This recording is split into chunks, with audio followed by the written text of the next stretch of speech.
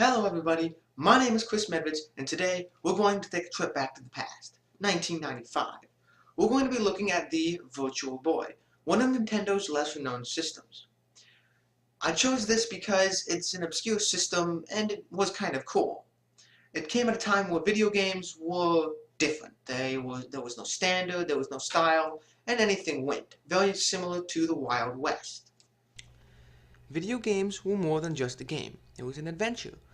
We would be taken to a whole new world that was ours for the taking, and filled with secrets just waiting to be exposed.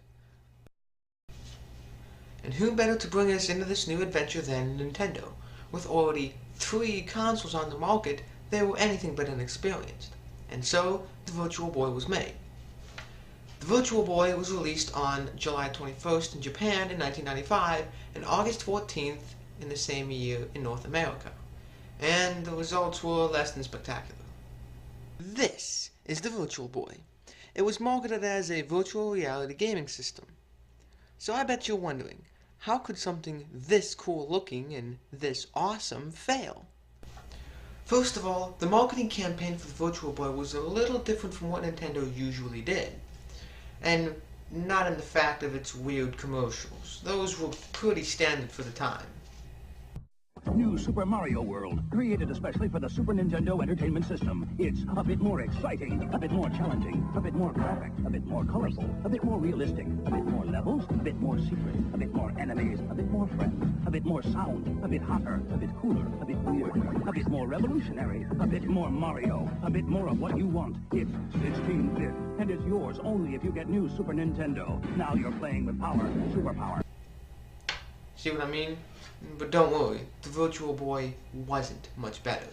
It came from the third dimension, with its own brain, its own voice, its own legs. There's only one problem. It needs your eyes. Virtual Boy. See it now in 3D. Glad that's over with. Anyway, the main reason the marketing campaign failed was because it was targeted towards an older generation, instead of the younger generation that Nintendo was known for. The marketing campaign wasn't the only reason why the Virtual Boy failed. When it released, it was pricey and it sold for about $180 US. Even more so, it was clunky and uncomfortable to use, and people would experience headaches, nausea, and dizziness when they played, making it a generally uncomfortable experience. To give the Virtual Boy credit, it did have a 32-bit processor, similar to the one found in the PlayStation 1, and it was capable of rendering 3D graphics. The rendering of the 3D graphics was really cool and innovative for its time. To display 3D images, the Virtual Boy used what's called parallax, where 2 images being viewed from different points overlap, similar to how binoculars or our eyes work. Just imagine trying to play video games with a pair of binoculars.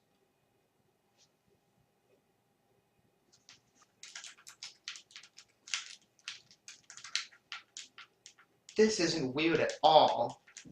Images were then created and animated by a row of red LED lights and oscillating mirrors. The mirrors would oscillate so fast, the viewer perceives a single image in the eyepiece. Due to cost concerns, the Virtual Boy could only display 4 colors, 3 shades of red and black, and you can imagine how that turned out for its games. Wise of games, the Virtual Boy had several titles, including Tetris, Mario, Tennis, and Golf. The Virtual Boy was discontinued on March 2nd, 1996 in North America. While the console failed, Nintendo did eventually develop a system for displaying 3D graphics in the form of the Nintendo DS. And again, while the system failed, Nintendo did learn a few things from it. They learned to be more open-minded about future projects. There you have it, ladies and gentlemen, the sad but interesting story of the Virtual Boy. Thank you for joining me. My name is Chris Medveds, and now I need to get my game on.